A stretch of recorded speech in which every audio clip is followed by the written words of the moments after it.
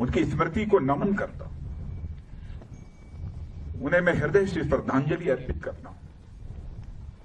और मैं ये कहना चाहता हूं कि हिंदुस्तान उनकी शहादत को कभी भूलेगा नहीं। हमारे प्रधानमंत्री जी ने भी आकर दो टूक शब्दों ने कहा है कि उनकी वह शहादत, उनका वह बलिदान किसी भी सूरत में व्यर्थ नहीं जाएगा।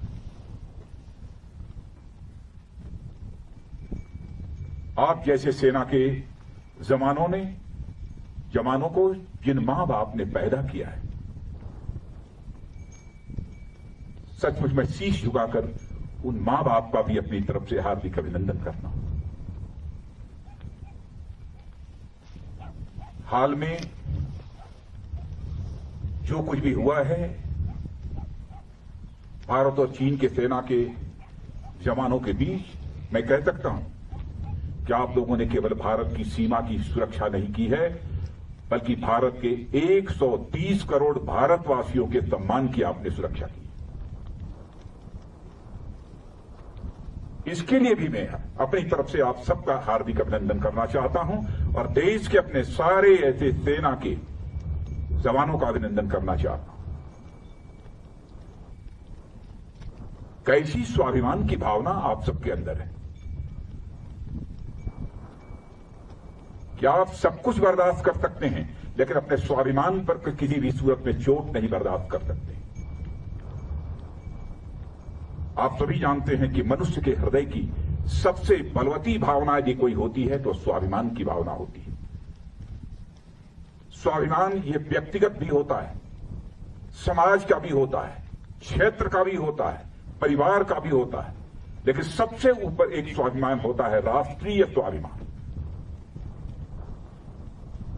यदि व्यक्तिगत रूप से हमें कोई अपशब्दों का प्रयोग करता है तो हमारा व्यक्तिगत स्वाभिमान जागृत हो उठता है और उससे हम दो हाथ करने के लिए तैयार हो जाते हैं।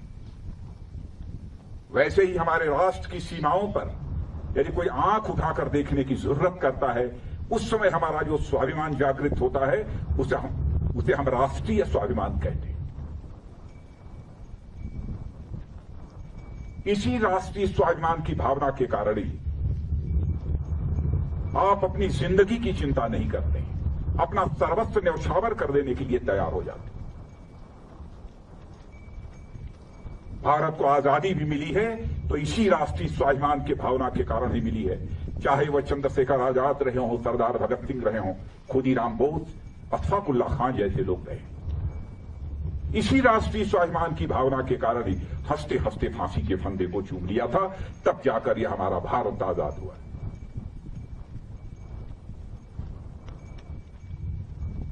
जितना भी आपके बारे में कहा जाए वह कम है।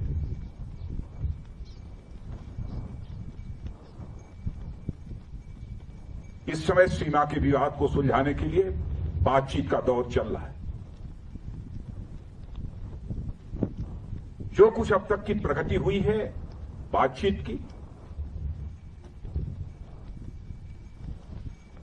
मामला हल होना चाहिए।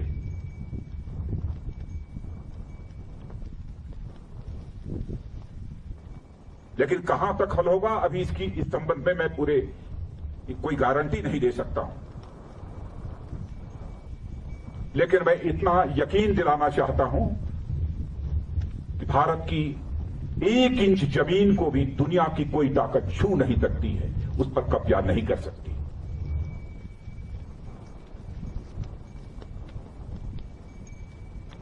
लेकिन बातचीत के द्वारा यदि समाधान निकलता है तो इससे अच्छी बात और कोई दूसरी नहीं हो सकती है।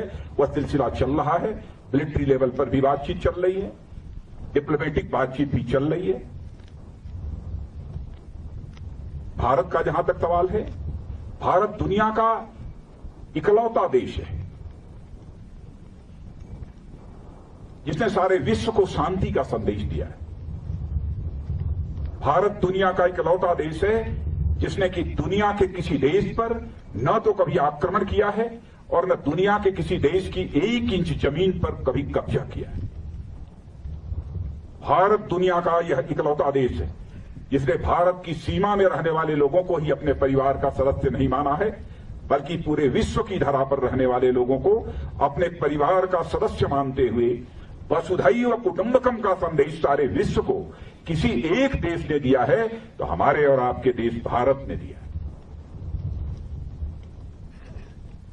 हम अशांति नहीं चाहते, हम शांति चाहते। हमारा चरित्र रहा है कि हमने दुनिया के किसी भी देश के स्वाभिमान पर चोट पहुंचाने की कभी कोशिश नहीं की। लेकिन यह भी मैं कह देना चाहता हूं दो टूक शब्दों में, यदि कोई दुनिया की ताकत हमारे स्वाभिमान पर चोट पहुंचाने की कोशिश करेगी तो उसे किसी भी सूरत पे हम बर्दाश्त नहीं करेंगे, उसका हम मुंहतोड़ जवाब देने के लिए भी तैयार रहेंगे।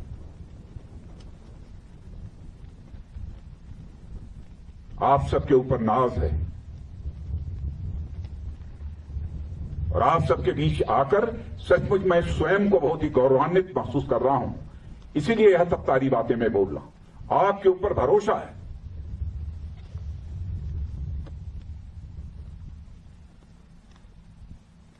और जिन हमारे जवानों ने अपनी शहादत दी है उसका गम केवल परिवार के लोगों को नहीं है, हम लोगों को भी है, 130 करोड़ भारतवासियों को भी।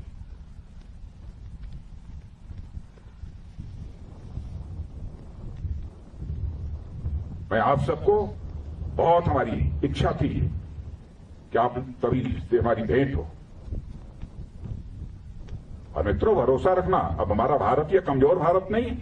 भारत का एक सशक्त नेतृत्व है। फिर नरेंद्र मोदी जैसा प्रधानमंत्री हमको मिला है, फैसला लेने वाला प्रधानमंत्री, दृढ़ इच्छा शक्ति का प्रधानमंत्री।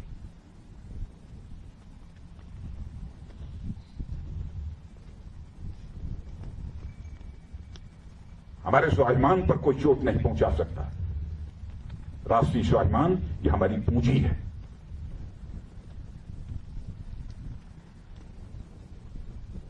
आज के अवसर पर मैं समझता हूं कि और अधिक कुछ कहने की जरूरत नहीं है। लेकिन यदि आज हम लद्दाख के क्षेत्र में यहां पर खड़े हैं और इस फॉरवर्ड पोस्ट पर आकर आप सबसे मिलते हुए जहां मुझे बेहद खुशी हो रही है, वहीं पर इसी लद्दाख के कारगिल द्रास सेक्टर में भारत की सीमा की रक्षा करते हुए, एक एक इंच जमीन की रक्षा करते हुए